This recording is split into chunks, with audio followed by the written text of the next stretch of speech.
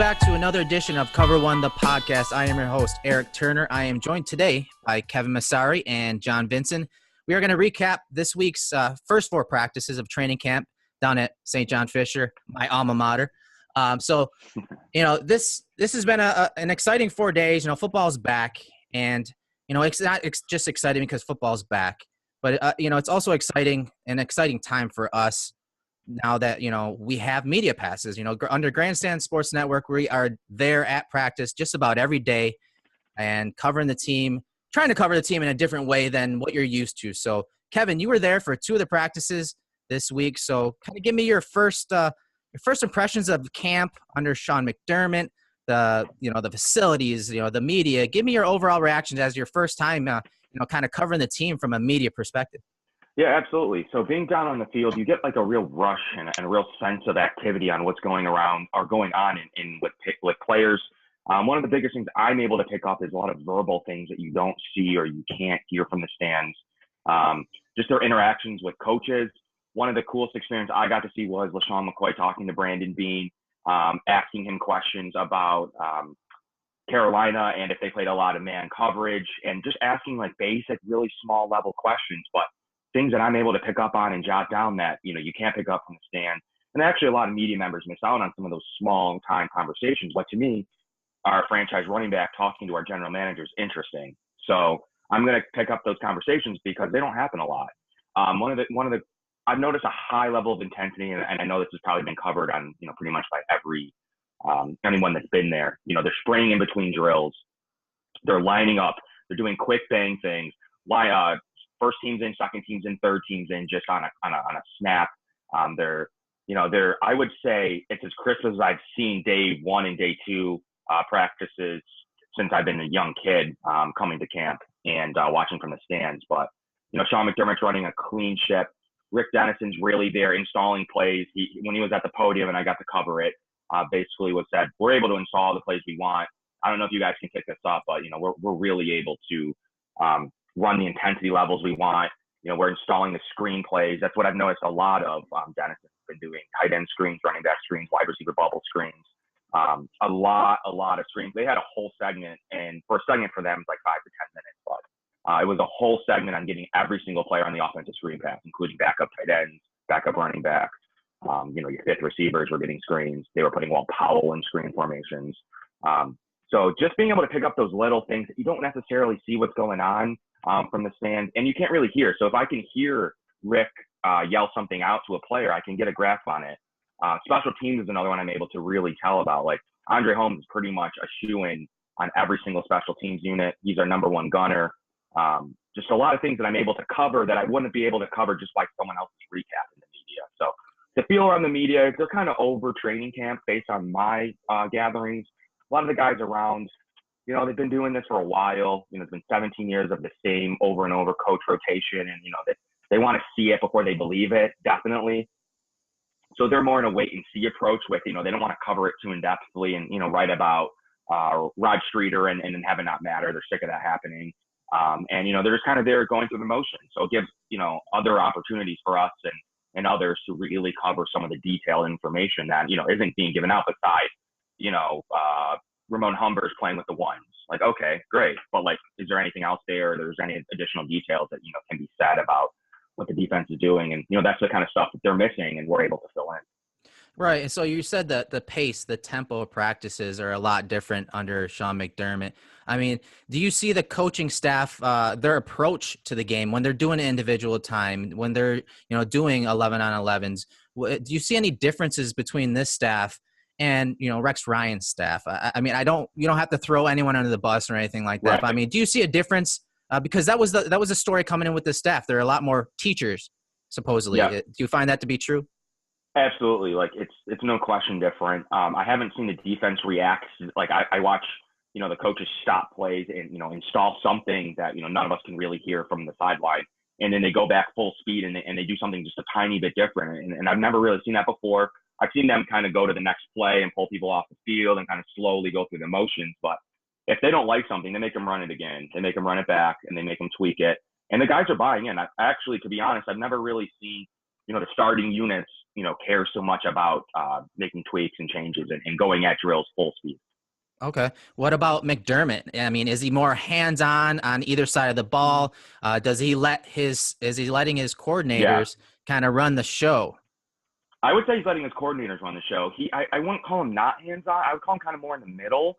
But I definitely think he's swaying more toward kind of delegating and letting his depth positional coaches and offensive defensive coordinators do more of the installs. He's there kind of jotting down notes, maybe making small tweaks or saying small things. But for the most part, he's been an observer, in my opinion, making a few things here and there. But based on my impressions, he's kind of there letting his guys do his thing. Might say something to him if he sees something he does or doesn't like. But for the most part, he's been more of the kind of guy kind of running around the sideline, not right in the middle of the plays like Rex used to be, or other coaches, Chan Gailey used to be like right in the middle of stuff. Sean is around, but I wouldn't say he's the main person putting in installs or changing things up. Right. And that's a good thing to see and hear because, John, you've always been a guy that wanted that kind of coach, a delegator, a manager. So when you see this kind of footage and you hear this from, guys that are down on the sidelines like Kevin, it's a good thing to hear, right, John? Absolutely. I mean, it gives more responsibility to the positional coaches and the coordinators, which in my opinion is important because those guys are on, your coaching staff for a reason. So let's utilize those. The head coach needs to delegate, make sure the ship is running smoothly. And obviously, I'm sure as Kevin probably observed, if there's something that wasn't, then Sean would step in. And that's what I want from a coach that can delegate, have trust in his coordinators and his positional coaches to coach, to teach, and to get the point across to these players. And I'm excited that's what sounds like it's going on at this camp. And another thing I'm interested to hear from Kevin is are you seeing anyone stepping up vocally as a leader on the field? And who would that be? And what have you seen from them so far? Yeah, so there has been to cap off the coach debate real quickly. Like Sean McDermott's actually one guy that he's been given a lot of delegating to his coaches, even more than I thought. So there'd be times when I'm looking for him, and I'm like, where did he go? And he's like off to the side. So it's really cool to see him giving power to different people and players too. One player I've seen be really vocal is obviously you have a lot of those pieces on the defensive side of the ball, but Micah Hyde has been in there really amping up the D-back room, giving his thoughts on all the young players and really giving them advice. He's definitely been one right there. Lorenzo obviously is the biggest example of someone who's really motivating his players, really taking a leadership role. You can't put a meaning on how important that is. I mean, he's just there. He's been through it before. He's been a converted defensive tackle, like he told me. So he's got that leadership qualities, and he's really using it this year now that he knows his position on the team, now that he knows he's a key member. So I would say those two are the media on the defense that have stepped up to me. And then on the offense, you're going to have your usual suspects with Eric Wood and Richie Incognito kind of really stepping up and running that offensive line group. Cordy Glenn's a little bit more quiet.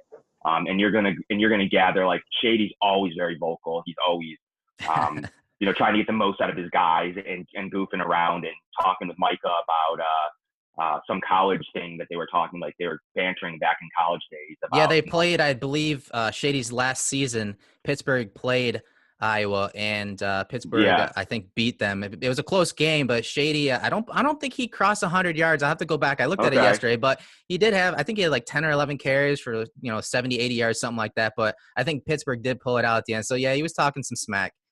Yeah, absolutely. And I saw Philly Brown actually step up in the special teams room and kind of, really help people with gunning responsibilities, with where they should be placed.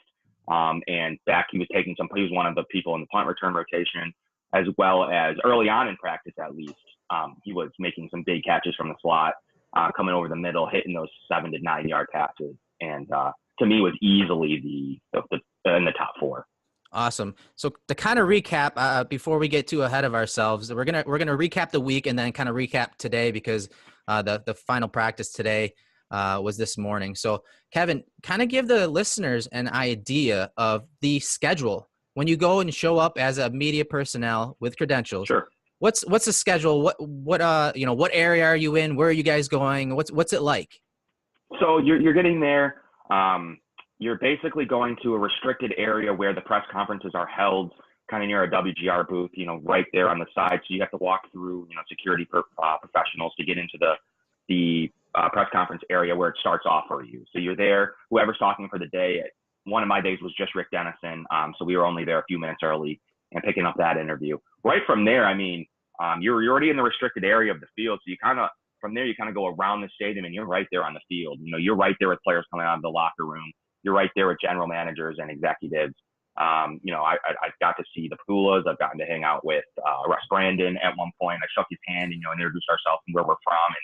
And, Russ was willing to have a full conversation. I wasn't expecting it. He was willing to have a full conversation. I didn't really have much to ask him at the time, but, we love it here. We like Fisher. The kind of things he liked to hear. But I got to imagine he remembered, looked at my tag and remembered what we were talking about and where we were from. So just being able to shake his hand. And he's kind of more around now rather than like right in the middle of it. So so you're right there. So then the day starts off with, they're really doing stretches. The guys are coming out of the locker room, fans are clapping, you're getting the stretches in, and then you're going right into individuals, position groups. From there, they went from their individuals and one-on-ones, they went right into like a quick team segment where it was just like the ones, the twos, and the threes back to back to back for a real brief, like 11 on 11 installment. And then they went back to positional. So as media members, it's hard to cover because we can't film team portions of practice. So it makes it difficult. And then they jump back into their regular, positional groups, and they're doing, their different one-on-one, and then they might pair off or whatever. But then they'll go back to team, do something special teams related always. And then you have the offensive line off to the side. You have a lot of special teams installments early on in camp, I've noticed, compared to other coaches. Lots of special teams for us to cover. That's where the media members will kind of walk away or, go chat about something else. And, I'm able to sit there and pick up who's playing, who's gunning, who's on the special teams one, who's going to make the roster because I know they're on special teams one. And see, how they're doing different punt returns, how they're approaching different kickoffs, what they're kind of thinking, and, kind of who's leading the kick and punt return groups. So from there, then they'll go into more, different types of team drills and scrimmages and, 7-on-7s or 11-on-11s, or depending on what they're trying to install. So after practice, what's it like? What's the format after practice? You do interviews just kind of set up, or you have to grab these guys before they go to meetings? Because, if people don't realize that, really soon after practice, the guys have to go, grab a bite real quick and then get right to scheduled meetings. They meet with their individual coaches for their positions. And what they do is they typically go over either, the practice from the day before or that day, or they start, kind of going over what they're going to be covering the next day. So it's nonstop from, early morning to late night, 11, 12 o'clock at night. So after practice, what's it like? It's got to be a whirlwind. Yeah, it is. Players will run off the field. Some will start to sign, which actually makes things difficult. As a fan, you don't realize you want them to sign, right? When you're in the media, you don't understand how that sets back them. They might not have time for interviews if they're signing. They might have to run in. It'll set back the podium, which sets everybody. So there's two different interview styles. There's grabbing people off the field, or there's scheduled interviews, which aren't that many. You might get a couple of the bigger name guys, Tyrod, Sammy, LaShawn. Some of the coaches and executives will go to the podium where you're able to set up, get ready, prepare questions, and really know what's going on there. But for the most part, you're talking about anyone else other than maybe your top 7 or 8 names and your executives. Anyone else you're trying to grab, they're running off the field. They're trying to impress the fans. They're trying to sign and cheer and throw gloves. So to grab an interview sometimes isn't their number one priority because they want to get themselves their name into the stadium and their fans. So That's a struggle. We're fighting with the fans, believe it or not, for some of that time. So when you're trying to grab those guys in the middle, like Micah Hyde or Rich Incognito, they might know you're coming, but they have to have the time to stop. Sometimes they'll just go right into the locker room before you can even see them. They'll go right around the other side of the field, and we're lined up at one area, and one media member will grab some. What's crazy to me is one media member can grab somebody, start interviewing them alone, and get a couple of good quotes before, you see the swarm of bees come in and hit them up. If someone's trying to interview a certain player and you might see someone off to the side ready to interview, you can grab him and get exclusive stuff. Or if you just see one guy, you see a swarm of people around someone and one guy around someone else. I'm going to go grab one guy because I know no one's getting those quotes. Right. Because no one's going to get that information. But it is a whirlwind. You do have to process quickly or you're going to miss a lot of information. A lot of people, the first day, Reggie Ragland interviewed right after camp, right after practice, and no one even saw it. So I think it was just Sale Capaccio that got like an exclusive one-on-one with Reggie right on the first day of camp, which was huge. Everyone was waiting for Adolphus Washington, to be honest. Yeah. That was the first big one that, to me, I was waiting for it. It was a huge swarm, and it's Adolphus Washington who they were waiting for. So it was really interesting to see. They were just really wanted to ask those water park questions about his incident, but he's not going to give you anything. No, and he shouldn't. And that's what's cool. Right. That's what's cool. You know, the Bills have done a great job. The media department has done a great job so far from all accounts. And anytime you want to, you know, meet with a coach or a specific player, you know, you run it by them and they're all for it. They want access for the media. They want to change that culture as well. And they're, you know, quick to grant access to a specific player, but you got to be assertive, right? You got to be assertive. You got to just grab them if they're there. When it comes to A-list players, the Sammy Watkins, the Tyrod Taylors, you know, can't really expect a one-on-one interview with those guys because, you know, they'll schedule those, but they've done a great job relationship-wise with us at Grandstand Sports and Cover One. So we do appreciate that. But with that, we'll wrap that segment up, and we're going to move on to our thoughts so far after the first, you know, few practices. John, I'll start with you. Is there anyone, you know, after kind of going over the footage and reading up this week after the first 4 practices, is there anything that stood out to you, maybe impressions of some rookies or undrafted free agents that have stood out so far in camp? There's a couple. You know, I like that Dareus, you know, he sounded like he had a couple maybe down days, and then he stepped back up today and yesterday, I believe. And so that's good to see that he can bounce back. Shaq Lawson, another guy that obviously came into camp with a serious mindset, and he's out to prove something. And you know, I know he made some comments the other day stating that, you know, he just wasn't in the right scheme last year, and he's looking forward to this year to kind of cut him loose. So I'm interested to see how his off season progresses. So and obviously, you know, I'm just the quarterback position in general. You know, that was always the talk, always will be the talk, is how is Tyrod gonna be? You know, how's the backups doing? And so far, it looks like Tyrod's been a little up and down, you know, which is expected early in camp, especially with the offensive side of the ball. So, you know, just to see this offense grow, the right tackle position obviously is certainly something that I want to keep an eye on going through the camp here. And I heard that's a position that's definitely looked like it's been struggling. I'm not sure if that's more to do with who's on the other side of the ball or if it's just the position itself. So, so far, you know, there hasn't been a ton of, you know, huge situations, but what I've liked what I've seen so far and heard so far. So I'm encouraged for sure. Kevin, I'll throw it to you. Is there any player or players that have stood out so far in camp? Yeah, I'm going with a wild card in my Preston Brown. Day one inside linebacker, starting on the starting unit, calling the defense at this point. Leslie Frazier really trusts him. One thing, there's been never really any skewed. Nate and I actually noticed there was very limited coming in at linebacker in the ones. So, you know, they're pretty solid with Preston Brown. He's been doing a great job by all accounts. Leslie said he's calling the defense. You know, Preston spoke today and said, you know, it's actually not this defense isn't as vanilla as you might think. It's a very hard defense to call, and it's going to be very aggressive and very strong. So Preston Brown, you know, everyone was saying there's a battle, who might be in, who might be out. He's day one inside linebacker, bearing any type of injury or huge setback.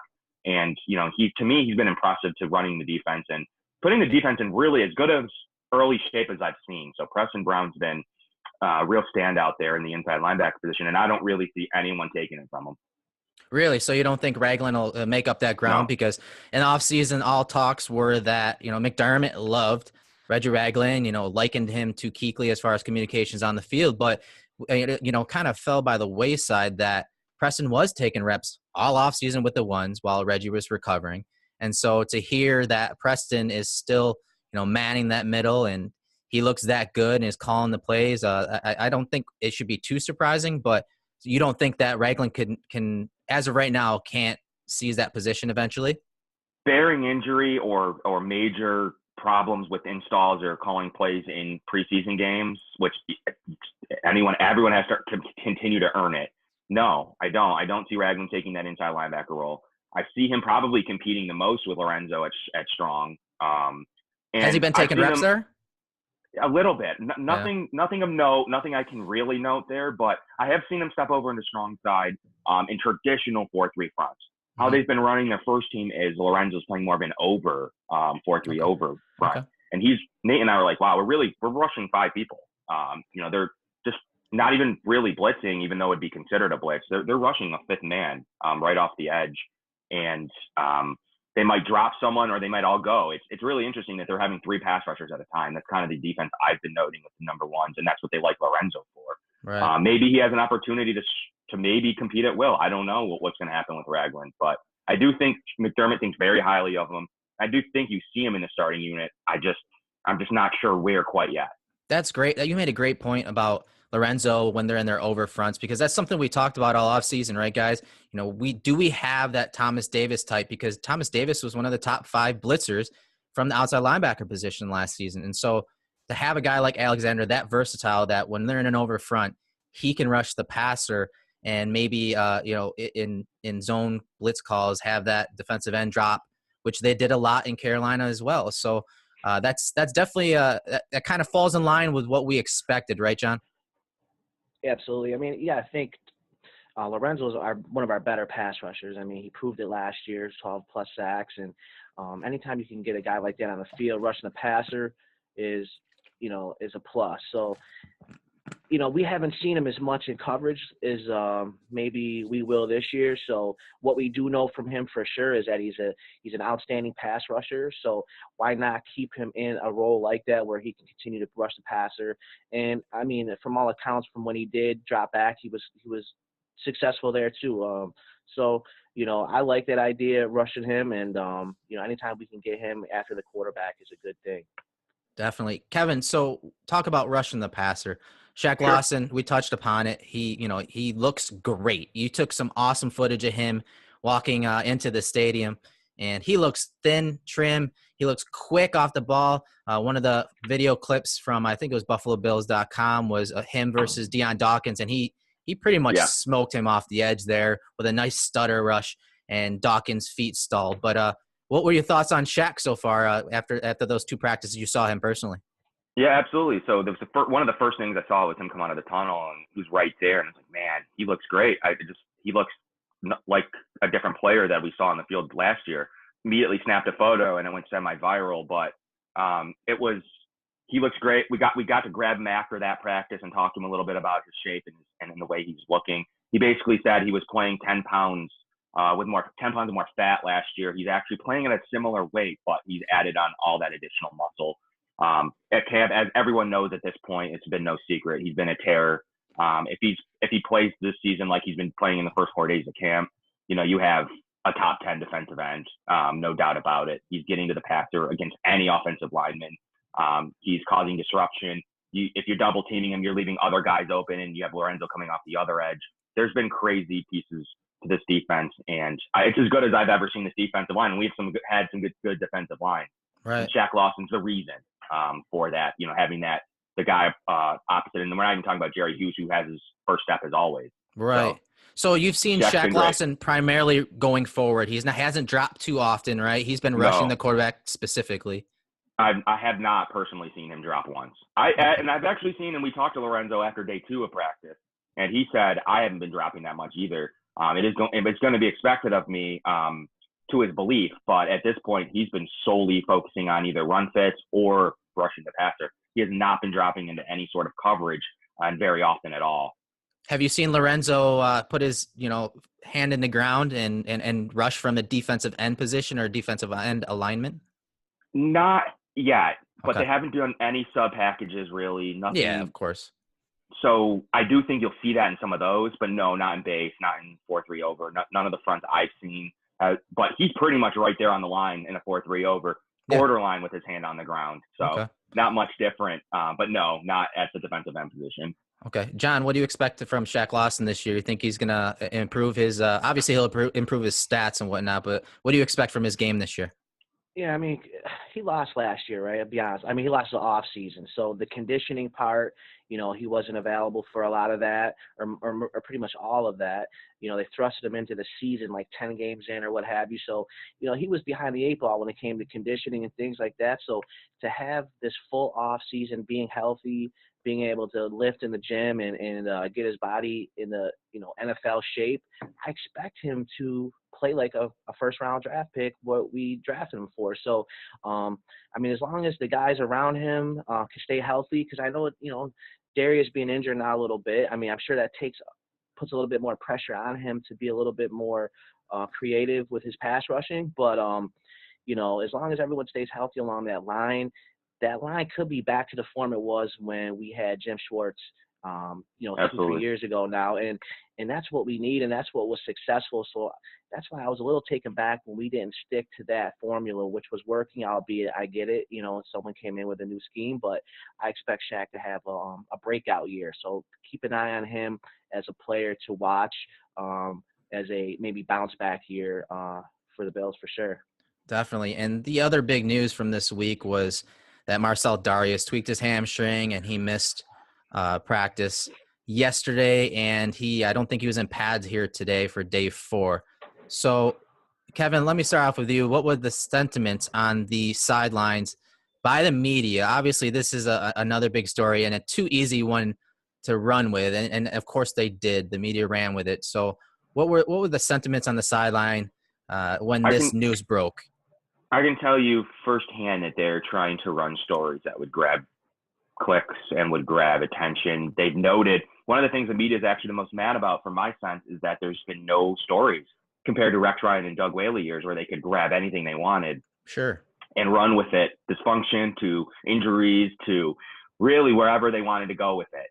Right now, they're having struggles trying to find things that are causing caution or negativity or whatever word you want to use.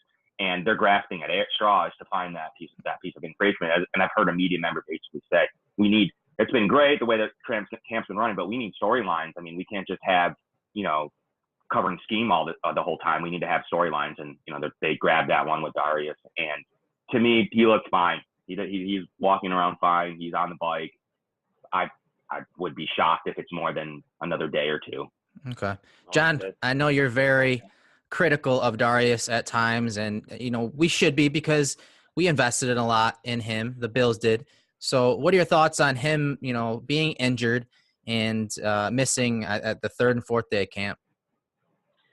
I'm critical on him because he's got so much potential, right? He could just, he could be a guy that can literally take over a game if he wanted to, and that's why I'm critical, because I know he's got so much more he can offer and he can do. He's an extremely powerful man. He can move like a tight end or something like that. So, he's got so much potential that he's not necessarily tapping into, which makes me frustrated, because obviously we invested early pick on him, a ton of money in him, a ton of time. And so, I just want to see him reach his potential, become a pro.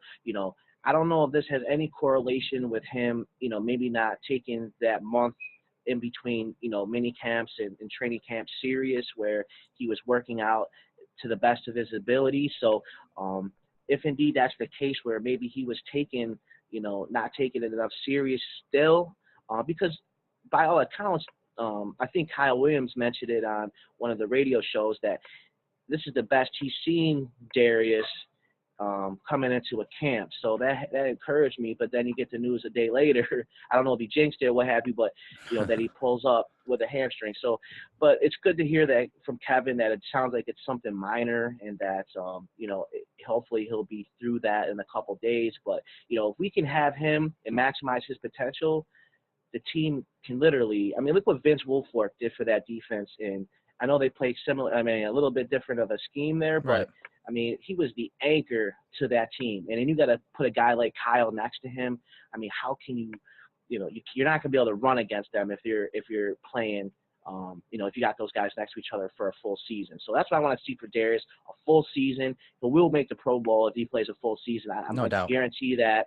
So just maximize your potential. Take it serious. You're getting paid like you're getting paid like you are the man, and he needs to play like that. So that's all I want to see from him going forward is maximize your potential, because you could be a Hall of Famer if you put the time in and take it more serious. That's all that's how I feel about it.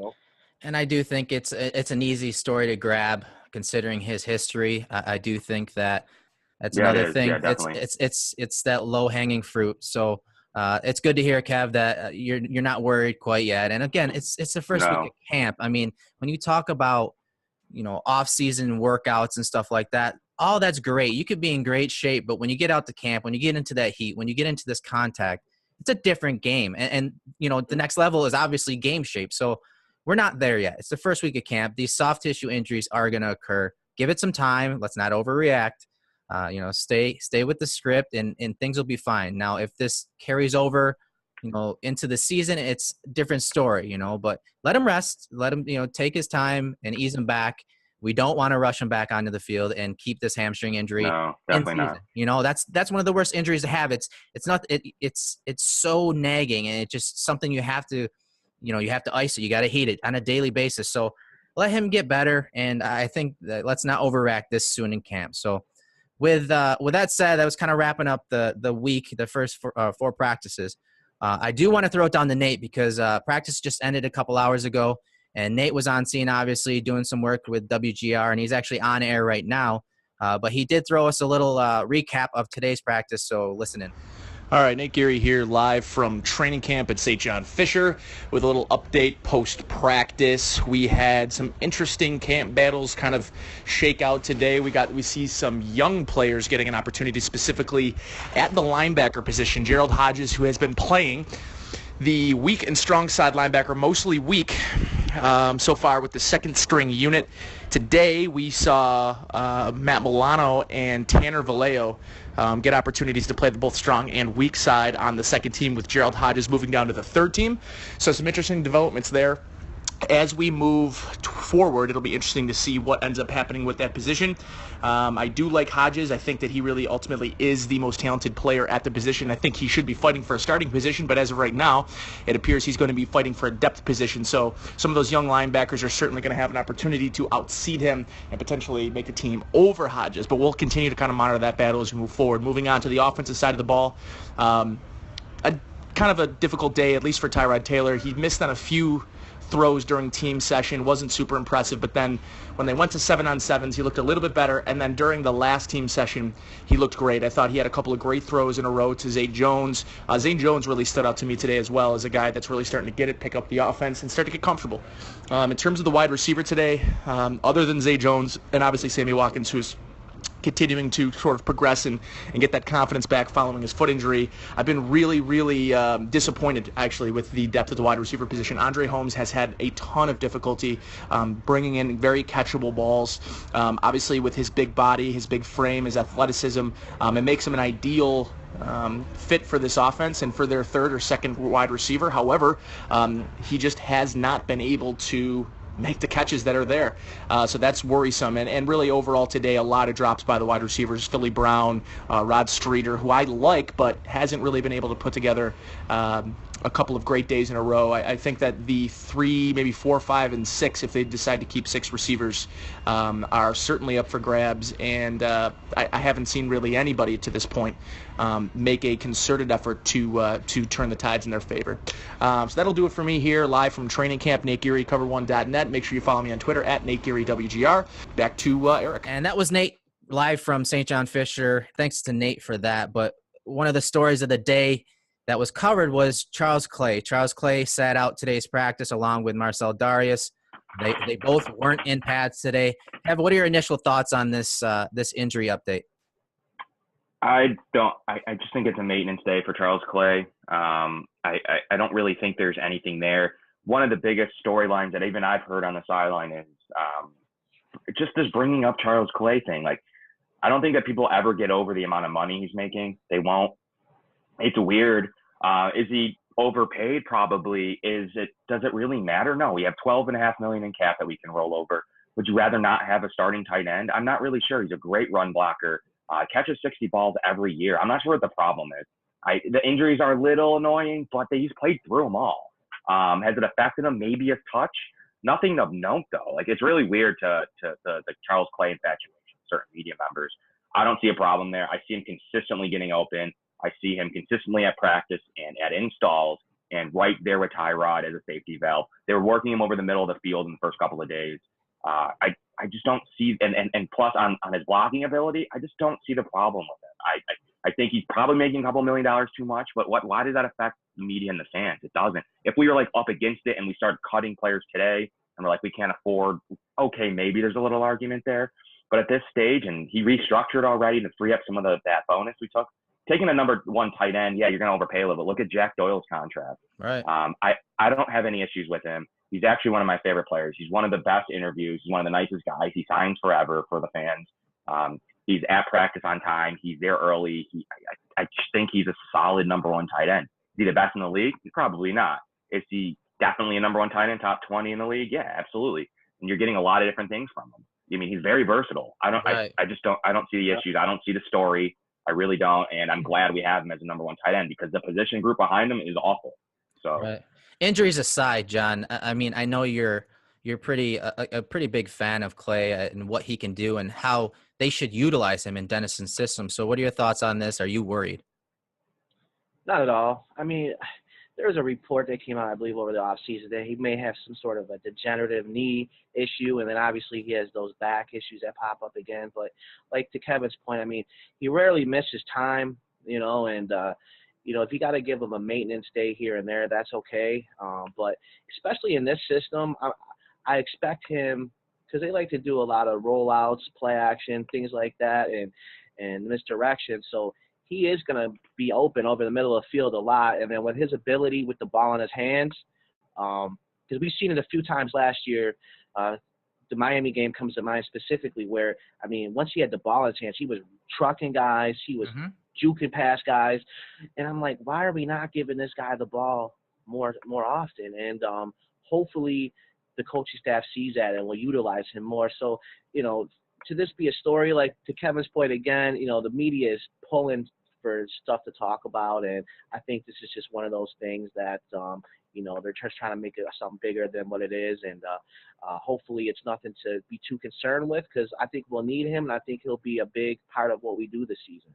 Yeah, and it's, they're doing their job. They're reporting on that he's not practicing. But it's not just the reporting. It's the, piling that on with with his history. And, I don't know why anyone's surprised. McDermott told reporters a couple months ago, yeah, they're concerned about his knee, and they're going to manage it going forward just like anyone else. And this is, an injury that has always been there.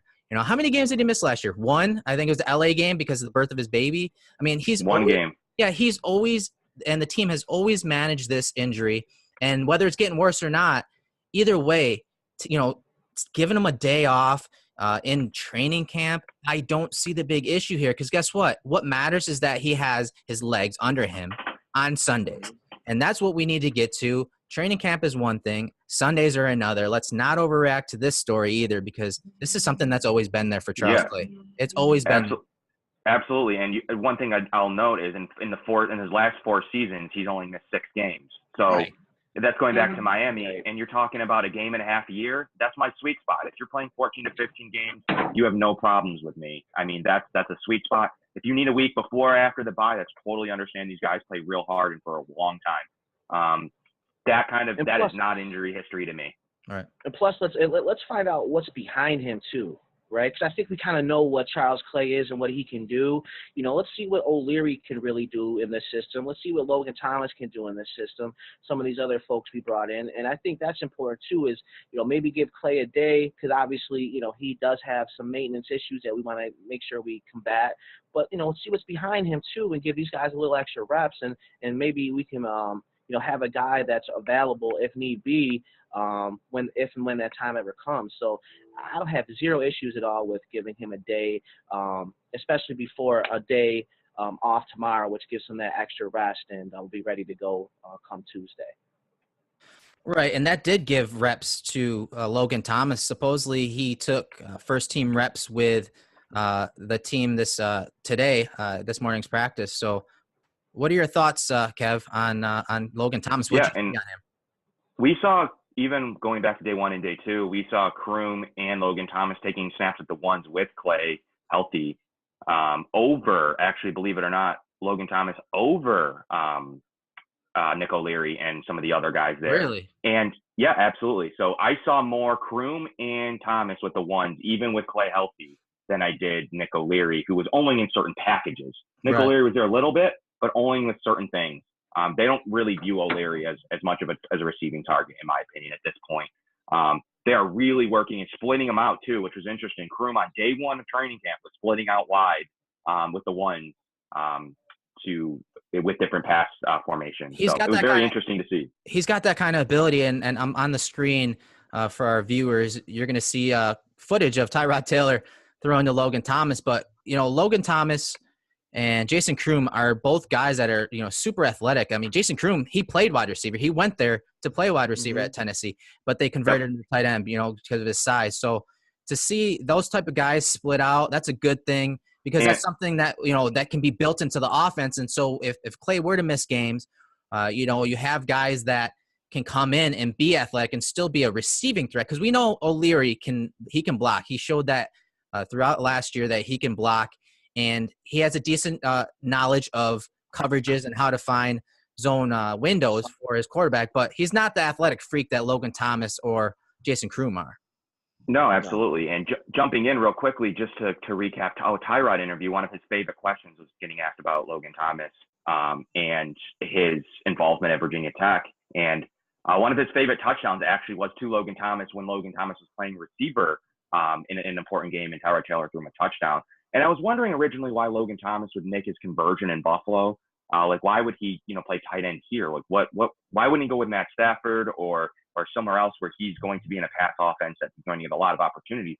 And it was straight up Tyrod Taylor to me. I just totally forgot to make that connection. Yeah. Tyrod's the reason he's here. He's the reason he's still on the roster, probably through regimes. And then Rick Dennison got up and basically spoke about it. And Rick Dennison doesn't show a ton of emotion. He's a great interview guy, gives you a lot of great detail, but got a little bit smiley when we asked about Logan Thomas and his receiving ability and going to give him every opportunity to make the team as a receiving threat in the preseason games. And between him and Kroom, absolutely you're going to have – I do think that they might even be your number 2 tight ends coming out of camp between them just for the receiving ability. But Charles Clay's a great blocker, so yeah. That's a great – O'Leary. Is O'Leary's roster spot now, do you think it's, in question, so to speak? I actually, believe it or not, think he's taken that Lee Smith or that third tight end role pretty much for sure. But if Kroom and Logan Thomas play well, the Bills would have a huge decision to make. And I do think there's a potential that Nick O'Leary is not a lock to make the team if you're getting 2 good receiving tight ends. Charles Clay can hold his own in tight end blocking schemes. I think you would need to see one of them block efficiently to get Nick O'Leary cut. Yeah. But I wouldn't call it – he's not a shoe-in number – definitely not a shoe-in number 2. But I do think they could either keep 4 or Nick O'Leary's your third tight end for sure. John, which guy do you like more? Do you like Logan Thomas or Jason Kroom? Obviously I haven't seen a lot of – I mean, if you're just talking about strictly college tape and obviously Logan Thomas was a quarterback, but I like the ability of Thomas. I mean, I like his size. I like his athletic ability. Can he be a Jordan Reed type player?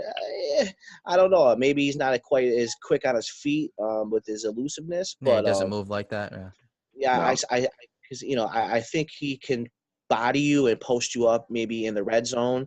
I think that's probably where his value is as far as the receiving is concerned. And I like him there. Because what is he, 6'6", 250, yeah, he's up there. He's a big boy. So, you put him on the edge and in red zone and throw it up to him, I think you got a good shot because, we don't have necessarily I guess you could throw Holmes in there as a bigger guy, but this guy will body you. He's a legit, power forward type player and value in that. And so I could see him certainly making and then Kroom he's got the same, body for the most part. So it's probably between those two who's going to take that position. And I would assume the other one would probably end up on the practice squad if he right. Definitely. I agree with that. And another story that Nate covered in his recap was that early on in practice today, Matt Milano and Tanner Vallejo were taking reps with the second unit, which I don't think we should read into that too much. Both of you guys know I love both of those guys, especially Milano. I do think Milano has a future in this defense. And all reports were that Milano actually had an interception on TJ Yates today. And eventually, Gerald Hodges did come back in and take the second team reps again. So they're rotating guys through. I don't think that's too much to read in, but I do like to hear that younger guys are getting reps with the the early teams. But what are your thoughts, Kev, on Hodges? How did he look? I mean, we got to expect him to be locked in, right? I mean, he's going to be covering those tight ends and running backs out of the backfield for the Bills come day one, right? Yeah, I think it's a shoo-in that I actually been reading some other reports. People are getting really confused at the linebacker position. I've been reading a lot of camp recaps today to kind of see what everyone's saying. A lot of people have been thinking Hodges has been with the third unit. I read a report today that said Hodges has been exclusively with the third unit. That's not true. He's been your rock solid weak side linebacker. He's been with the twos, and it's been Reggie and him and they've been really swapping in at the strong side position. Pretty much all of camp with the twos. I've seen Lorenzo down there with the twos. I've seen pretty much every player get a snap at the twos, the strong side. So that's not shocking that the young guys are getting snaps. But Gerald Hodges to me is at this point your fourth linebacker, and there hasn't been a lot of sub package implementation. He's going to be in most of those packages. And I still think he eventually takes over the starting weak side linebacker position once he gets his feet a little bit more wet. And he had Leslie Frazier had him as a rookie, so I think there's just a matter of time before he's ramped up and starting, kind of day one there, the week one. So Ramon Humber has impressed, but Ramon Humber has impressed.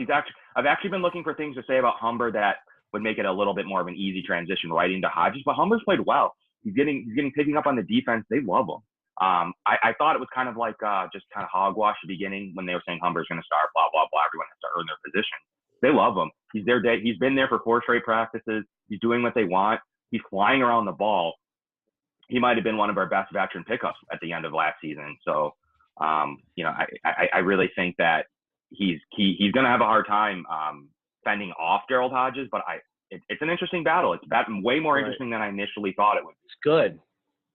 It's a good problem to have, I think, because definitely we may not be, in my opinion, elite at a linebacker, maybe across the board, but I think we have depth there. If that makes sense.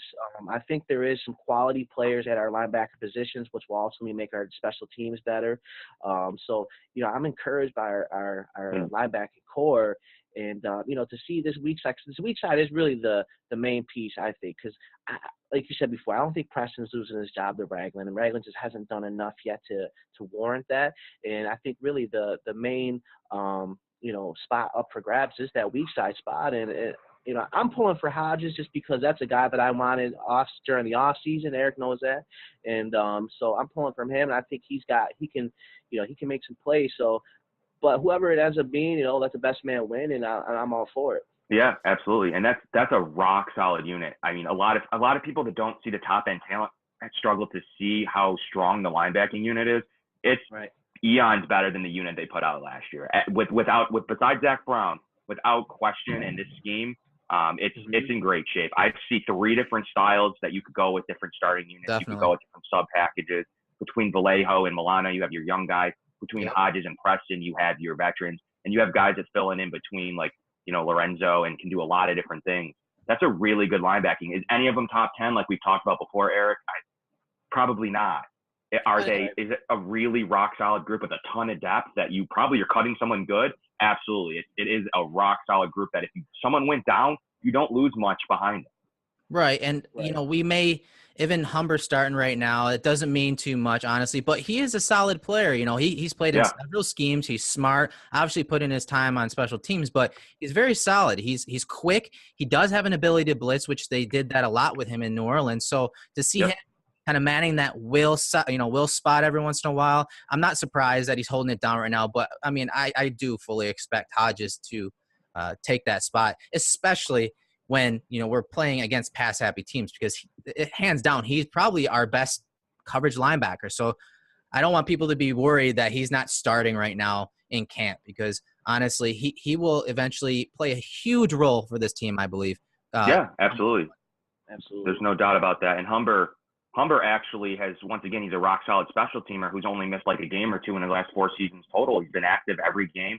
He has a lot of experience in the league. He's shown up on special teams, and he's getting a shot like Lorenzo did. He's not quite as old. He's only 29. So he still has a couple years of linebacking play left. And I think he's rock solid depth, and I think he's a great piece of the special teams, and he can play in certain packages. Yeah. And in special teams, he tied, according to Pro Football Focus, he was tied with Lorenzo Alexander in special team tackles. So he's a monster in special teams, and no one even knows it, really. No, he's a monster, and our special teams unit is solid. Now that Rambo's back, and you have Andre Holmes, you have Rod Streater's playing teams. You have a lot of guys there that are absolutely the special teams one unit. It's going to be crazy good. It's going to be crazy good. And it's funny, Kevin, you mentioned something earlier that you're seeing a lot of special teams right now when you're at camp and things, and I think the coaches know pretty much who's going to make the team, right? For the most part, I think. For the most part, maybe yeah. 10 to the 15 last few guys. spots, yeah. Yeah, there's maybe 10 guys or so. So I think they want to get an idea early who's going to lay it out on the line on special teams, because those are probably the positions they're going to be playing. So they want to see that early in camp and make sure that they get the right guys enough reps going forward. So, absolutely. To your point, to me it's a little interesting, though, that Andre Holmes is a gunner, because number one, yep. And he's looked good there, though. Because you don't necessarily absolutely. His size he flies down the field, man. He's as good of a gunner as I've ever seen up close. Oakland was actually really upset, not about his receiving ability, but losing him as a gunner. A lot of their players and coaches. Yes, Raiders fans, they love Andre Holmes for that alone. They know that he had some decent skill early in his career and lost time because of the depth chart and the guys that came in ahead of him as far as receiving goes. But it's same with Lorenzo. The Raiders fans loved him for his special teams abilities, and they thought they lost a huge part in that department. And Kevon Seymour's the other gunner on the other side with the one special teams unit. So you have a ton of talent playing teams right now between the depth at linebacker, between some of the defensive backs who have skill with Rambo and Kevon Seymour. And then you have the two guys with Rod Streater and Andre Holmes, and the unit looks phenomenal, really. Early on in camp, there was no hiccups. They were flying the ball. One thing I'll note on special teams, too, is they're really working Walt Powell. I do think there's a spot for him on this roster. They've been playing him in every single special teams unit, as well as getting him bubble screens, and he's been making a few plays. Are we talking return teams, or are we talking kickoff teams, stuff like that? Both. He's been on a lot of different units. Yeah, he's been on most special teams units with the ones. So what's good about him, you don't have to make a decision on him for 4 weeks, right? So, and I was disappointed to hear that he had that suspension, because I did think he had a role this year coming in, especially with a full off season and things. So that's encouraging to hear that he may have a role on this team after his suspension is up, for sure. This staff likes him for sure. They've been playing. I've seen him with the ones. He's explosive. I've seen him with the threes. I've seen him with the twos. I've seen him with the ones. I've seen him on the ones on special teams, and each package they've been running with kickoffs or punt return. He's been a gunner. He's been in on blocking. He's a guy they're really trying to work, and having 4 weeks to keep him on the roster, I think he's your sixth receiver for sure, because the team can have that roster spot for 4 weeks before making another decision on him. I think you're able to keep 5 receivers, and Walt Powell is your sixth. So that 5 receiver battle is going to be a real intense one, because I think Walt Powell, by default, suspension helps him take that 6 wide receiver job.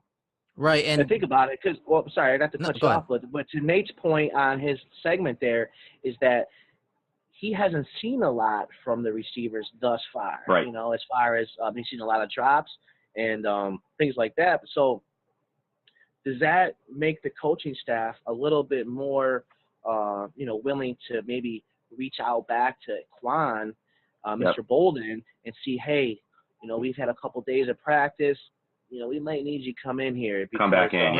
Right. And that's the report. You're right, John, because the drops have been a theme so far in camp, and it's early, and maybe, a lot of these receivers haven't worked out with Tyrod and the other quarterbacks. You got to expect that kind of stuff early. It's something to keep an eye on going forward. But, yeah, do they reach back out to Anquan Bolden and say, hey, guess what?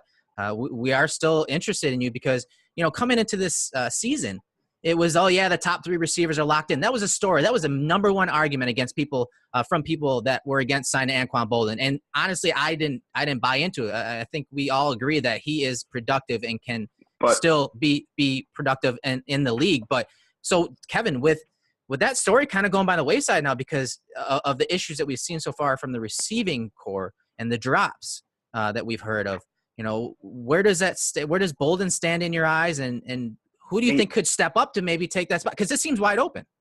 Yeah, and it's I will comment. I think the receiving people are looking for stories. I think it's a little hogwash.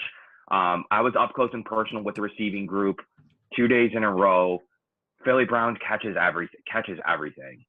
So if he had a drop here and there today, I'm not concerned because I didn't see any of it. The only person I saw making having drops was Andre Holmes. I didn't see it from anyone else in the unit, including Dakeil Shorts, catches everything. Philly Brown was catching everything. Brandon Riley was making plays. I didn't. Rod Streater's making plays. I didn't see it as an issue, to be honest. Zay Jones is phenomenal. He's as good as anyone on the offense right now, and Sammy Watkins looks back to form. So you have a rock solid 2. Could Quan come in and be 3? I think he's better than Andre Holmes for sure. Yeah. So I do think he has a place on this team. Brandon Bean said he gave him a timeline. Yeah. Yep. Brandon Bean said he's giving him a timeline. I think Quan really does want to play here. It's up to him and his family whether they want to be in Buffalo. I do think the money's right. I think the situation's right. I do think it's up to him to decide that he's going to spend his fall in Buffalo, which isn't a big commitment to me. But I think it's 50-50 based on my sense from hearing it from Bean firsthand. So I do think that the door has not closed. I do think now they could be reaching out and saying, hey, after day 4 of practice, now we have Holmes dropping, we have Philly dropping, come in, you're immediately getting snapped, you're immediately your number 2 or 3 receiver. Just come right in and you have a place in this offense. So I think you have a chance to see that happen in the next day or 2. So the story could be overblown. Another one of those things. It is. Yeah. And like when we do scouting and you're scouting a player, when you say that this player can and can't do things, the good number is 3 to 4 times. So if they do this 3 to 4 times in a game, or a series of games, okay, then you can label him, okay, he has trouble with handling the ball or catching the ball in traffic, stuff like that. So but from all accounts, it seems like Holmes overall has had the biggest issue, but I think it's probably another one of those things, like, give it some time, right? Absolutely. And Holmes has been getting open. That's the other thing. I mean, when we signed him, I was probably the most down of anyone. I just see him as a gunner. I see him as a 4 or 5, 5th, 4th or 5th receiver, a little bit more talented than Marcus Beasley. Can get in the pinch and give you some receiving talent, but I'm still never going to get over the fact that he was in a pass-happy offense and he couldn't beat out Seth Roberts. Yeah, and that's valid. That's a valid argument. And to be honest, he was getting open, so that was impressing me. He was running good routes. That was another impressing thing. He did have a little bit of the dropsies, but he was looking fine to me, and that's coming from someone who wasn't necessarily too high on him as a number 2 receiver. He has gotten worse with the drops, but everyone else has been. I have not seen a pattern with any of the even backup guy with any of the other receivers dropping passes for that being their fault. Like Philly Brown's been rock solid. Dakeil Shorts has been rock solid. I don't see the issue there. I'd rather those guys get more opportunities. But the only thing that would change that is if signing Anquan would be the reason I would allow them getting less snaps, because I think Anquan could come in and be an immediate impact, but not as much as Gary Barnage, who we haven't touched on. So. All right. Well, with that said, we're going to kind of wrap this up. But John, is there anything you want to add after the first set of practices here, that maybe some observations or anything like that? I mean, not really, but the one thing I'm going to continue to keep my eye on is the backup running back position, and how that unfolds and how those guys look and things like that. And hopefully the team is still, and I'm sure they are keeping their eye open on the market. I know right now there's not a lot of guys available. Most guys are in camp right now, but to me that's an important position still. And we did take a step back, losing Mike, but we'll see if someone can step up and take that role. That's really what I'm looking forward going here in the next couple of days, next weeks here in training camp. Awesome, Kev. What about you? Yeah, just a couple final notes. I mean, I will note, talking about backup running backs. Mike Tolbert's an absolute beast. He's been having a great camp. I think every media member and everyone, even the players, have realized that he probably is the number 2 running back, in my opinion. I think he'll get just as many snaps as Jonathan Williams. Jonathan Williams looks good. He looks a lot better than last year. So I'm immediately not worried about the position at all, like I was coming in between those two. do things differently. I think it's a great position group. Mike Tolbert has been stunning to me. He plays teams as well as a number 3 or number 2 running back, playing special teams, and his ability. What a great signing to me early on in camp as one of those low key, under the radar vet minimum guys. Mike Tolbert might be one of the guys that you see 400 or 500 yards from, a bunch of receiving yards, playing special teams, and a fan favorite. He just rumbles people over.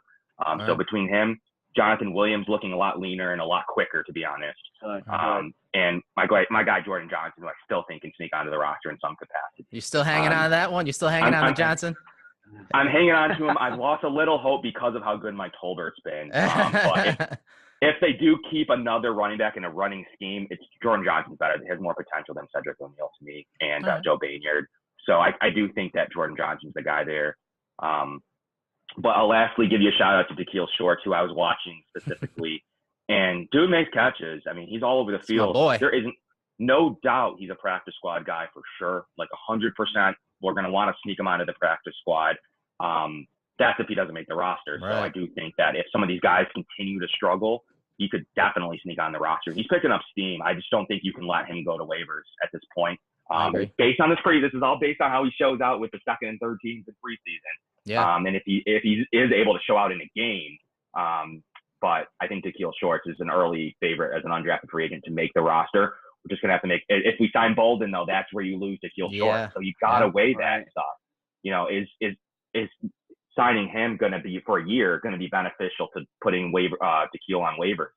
I mean, that's a decision that Brandon Beane has to make, and the media members have to decide. Real quick on that, though, I think there is some value though with signing Bolden, even if it's just for a year, with the leadership role to show a young guy like Sammy Watkins, a young guy like Zay Jones, who, chances are they're probably going to be around, especially if Sammy stays healthy, has a good season, how to be a pro, how to work every day, how to practice, things like that, how to, pay attention to the small details, because he's, the 9th overall receiver in league history. There's value in having that guy in your team, even if it's just as a secondary piece. Go ahead. Are you worried that you would lose a guy like Dakeil Shorts from it? That's I love him. I don't worry about that. I don't worry about that because at the end of the day, the 6th receiver, he's probably going to be not even dressing on the sideline anyways, or he's going to be, a scratch anyway. So, I'll take a Bolden over a 6th Dakeil Spike 7th guy on the depth chart. So all day. No, I'm with you. I agree. Dakeil.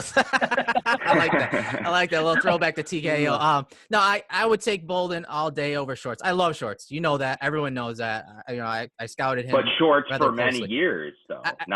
But he's unproven. I got a proven guy that did it at age 36. 8 touchdowns. Yeah, man, and he's a monster still. Yes, and he brings too much to the table. Downfield. Yeah, John's been calling Bolden for like 3 years now. It's been and hey, who says you can't keep both too? If this is hypothetical, that if you sign Bolden and Dakeil does what he does in preseason, why can't he be the 5th or 6th receiver? Maybe Walt Powell's on the ropes. There's other ways to go there, but I think there's a scenario where you could keep both. But I mean, I think you do if you have like 4 veterans there. You're gonna have Holmes. You're gonna have you're going to have Philly Brown. You're going to have a lot of older veterans. So, Dakeil Shorts would fit in nicely still. Sure. We have a few questions real quick, just quick hitters. Kev, we're going to start with you. The first question that we have is, with right guard seemingly up for grabs, are you surprised Ryan Groy isn't getting a shot? Where has Groy been lined up, primarily at center, or where are they moving him around? Exclusively at center. I haven't seen him at guard. I haven't seen him anywhere. He's been your backup center. I do think he's the future center of this team. I do think you're keeping him for a reason. You're paying him like top 25 center money to be a backup. And if someone goes down, absolutely, you'll see him go in guard. But no, between Dukas and Miller, you're not going to see him switch over to guard. And obviously how rock solid Richie is. Groy's going to be your injury guard replacement, and you're really taking snaps at center because if something happens to Wood, you need him ready to go. And there's not much of a drop-off there. So I like the theory. You're playing him at center. He's not going to compete at right guard unless something happens injury related. But John Miller's been great. I mean, I've had no problems with Miller so far. Awesome. So now to the quarterback position. Question is, do you see Peterman closing the gap on TJ as the backup, or TJ supposedly struggled today? He threw an interception to Milano, gave up a couple sacks apparently. BT Sanders too. He threw one too. So do you think that that Peterman can close that gap, or how has Peterman looked in comparison to Yates? Being able to talk to Peterman, and we have exclusive interview with us that we're going to chop up and use. He definitely is going to be the number 2 quarterback. That's another thing that was asked to Rick Dennison, and Rick basically gave an answer that wasn't really going to put him down as the number 3 quarterback. Basically, Dennison was like, he's got to earn it, but yeah, we spent a 5th round pick on him for a reason. We really like what he's able to do. He's already been taking snaps with the with the 2s. Does have limited arm strength that he's working through, but man, he knows where to put the ball. He's able to fight through his deficiencies, make those window throws that I didn't think he'd be able to make. And I do think sooner rather than, especially with another 2 interception by Yates today, I do think you'll see. I do think, and I've said this from the start before Cardale was traded, right. I do think Peterman's your number 2 quarterback by week 1. Yeah, I think it's something we talked about a few weeks ago too. Would you rather have Cardale Jones as your 3 with a clipboard in his hand, or would you have TJ Yates as the 3 on the sideline with the clipboard? So that kind of makes sense, right, John? Absolutely, and we talked about that. Who do you want? Who do you want in sweatpants on the sideline? You probably want TJ Yates over Cardale. So I'm not surprised that Cardale got moved early on. Free up those reps and things, and obviously you want to give. I think they see Peterman at least currently as possibly a potential long-term answer, maybe. So they want to see more reps to him. And I don't think they see TJ Yates as a guy that is going to, be anyone of substantial other than being a player coach type deal with a clipboard in his hands on the sideline. Yeah. So by all means, I would think if they're smart, they give the reps to Peterman and they let him develop and see where things go from there. And a comment on Yates real quickly, because we talk a lot about Peterman. Yates has been quizzing Tyrod. One of the funniest quotes Dennison gave us was everyone was interested in what these tests have been. But between Yates and Rick Dennison, they've been giving Tyrod verbal tests. I think Yates has a place in the locker room as a player coach, like John said. Yeah. And he's going to be your 3rd quarterback for at least 1 season. Peterman's definitely your number 2. I do think that unless he looks terrible in preseason, which we can't predict, he's your number 2. Yates has got a place on this team. I don't think they're looking outside for quarterback unless something happens. Right. And the final question for the day to wrap the show up, what's the current situation regarding Steven Hauschka, Austin Recco, and Colton Schmidt? It's pretty simple. You got Hauschka looking great. He's hammering kicks. Right. Good to see. I think he's going to be a good step up from Dan Carpenter between kickoffs and being able to consistently make extra points. Although he struggled a little bit, but I do think we're going to have some of that accuracy back. And he's been a solid kicker. He's been right there, been handing up his guys. I am a Colton Schmidt. I'm not the biggest fan of his. I do think he struggles between power and hang time. He either goes for one or the other. And his numbers are really down in the dumps. As an ex-punter myself, I don't think he possesses both the ability to be an NFL punter. So I do think Austin has a premium shot to take that over. Between being able to be a backup kicker and kick off and punt, they're both booming him today by all reports. And I think that versatility there could get him a win. If anything happens to Hauschka in a game and you can trot out a backup kicker, that's just a backup gold. That's gold to have in a real emergency situation. Right. No, that's great. What about the long snapping? How has that been? Because, to lose Garrison Sanborn over the last season, I thought was a little bit of a blow. I thought he was his best, one of the better long snappers in the season. That's a position that might be overlooked at times. Yep. How has he looked, the new guy? I was talking about this with Nate and Ryan Lasel, and it's very interesting that they're going with Reed Ferguson, who they actually had on our practice squad last year, which is the only practice squad long snapper I've ever heard of. So he was working there with Garrison. He was working there, getting in those at practice. He's been fine, and the team, I haven't seen a hiccup, and the team hasn't said anything bad about him at his reduced salary, because a vet minimum was getting up to him $1 million, 1.1 for a long snapper, getting him at $450,000, saving $600,000 right there. It's an easy savings. It just is what it is. It's one shot. For me, Reed Ferguson, you can be a 10-year long snapper by just knowing just one thing. No doubt. So, right. I haven't seen any issues. If there is issues, I think they'd be quick to make the move in a preseason game or something. But, right now they don't want to waste one roster spot on him. And right now he's making minimum money, doing a fine job. So I haven't seen anything that shows me otherwise until we do in a preseason game. Right. Well, that was a great show, guys, man. We covered a lot of ground, and we're going to be doing this obviously a lot more. Season's back. We're happy to have football back. And if you haven't heard, big news, we are now a part of the Grandstand Sports Network.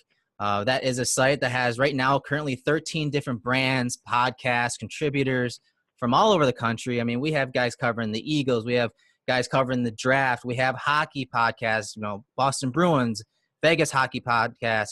We have a bunch of different brands coming together under one network. And so anytime one of these brands puts out some content, you're going to have it on the network site, but you're also going to have podcasts like Cover One on the radio station, where anytime we release a podcast, it's going to be thrown into a rotation, and you can listen to the network and all the podcasts are part of the network on a daily basis, all day, every day. So be on the lookout for that. Definitely subscribe and get all the news on teams from across the country and all sports right in your mailbox. So definitely subscribe to that and listen in for this podcast that will premiere tomorrow morning. So thanks for all the support over the last couple of years. And guys, thanks for joining me for today. And stay tuned next week for another edition of Cover One, the podcast.